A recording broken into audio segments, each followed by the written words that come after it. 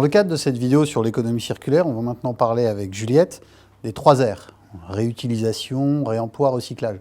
Alors, Juliette, moi, il y a une question fondamentale que je me pose. Le rôle de l'acheteur, c'est d'acheter des produits. Et là, on va parler d'une phase un peu particulière qui est la fin de vie. Est-ce que c'est le rôle de l'acheteur de s'occuper de ça? Et qu'est-ce qu'il peut faire dans le cadre de cette fin de vie?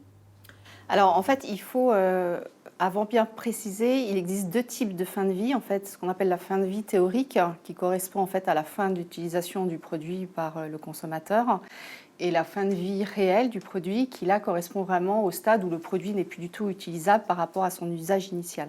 Dans le premier cas, le produit peut encore avoir un usage. Exactement. Et c'est là effectivement que les notions de 3R interviennent. Et c'est là aussi où le rôle de l'acheteur intervient en fait, parce que l'idée c'est qu'il anticipe en fait lorsqu'il signe le contrat avec le fournisseur, de voir effectivement qui va gérer la fin de vie. Est-ce que c'est le fournisseur par exemple qui va reprendre les produits en fin de vie, ou est-ce qu'on prévoit effectivement le recyclage ou l'enfouissement ou le nettoyage en fait du produit.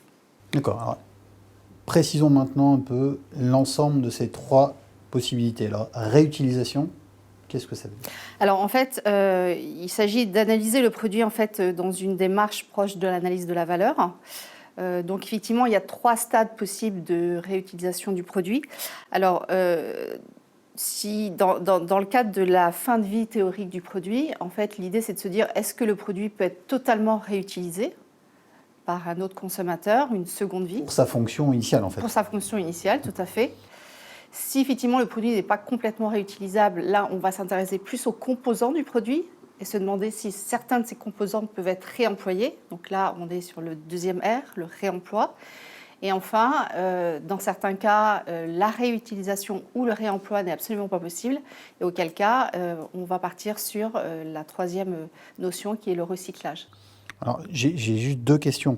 Quand tu parles de réemploi, donc on est sur un usage partiel du produit tel qu'il existait, il y a néanmoins une partie qui peut déjà aller en recyclage aussi. Exactement. Alors, certains vont aller en recyclage, d'autres malheureusement, parce que en amont, lorsque effectivement le produit a été conçu, dans le cahier des charges, on a utilisé des produits qui ne sont pas du tout recyclables ou qui coûtent très cher au recyclage, comme l'aluminium par exemple. D'accord. Et dans le cadre du recyclage, on est bien d'accord, on peut potentiellement adresser plusieurs filières de recyclage si on est sur un matériau, enfin plutôt sur un produit composite. Exactement, tout à fait.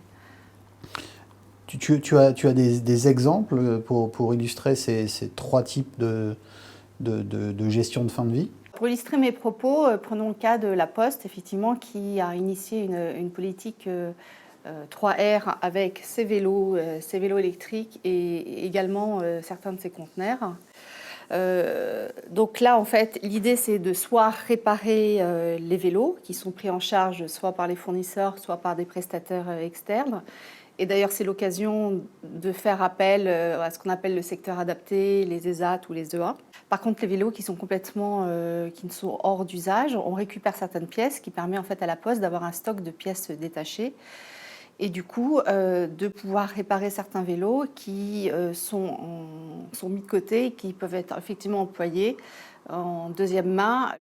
Juliette, tu nous as parlé du rôle du secteur protégé et adapté dans ce dispositif 3R. Est-ce que c'est là une opportunité pour les acheteurs d'avoir recours à ce secteur?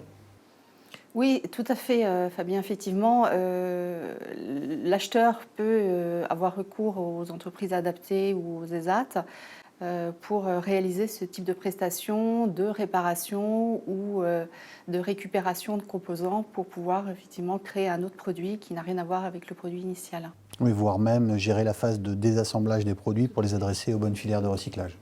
Alors ce sont des secteurs effectivement qui se sont beaucoup professionnalisés ces dernières années et sur ce secteur-là, qui est le secteur initial, l'acheteur peut complètement, en toute confiance, travailler avec ce secteur adapté.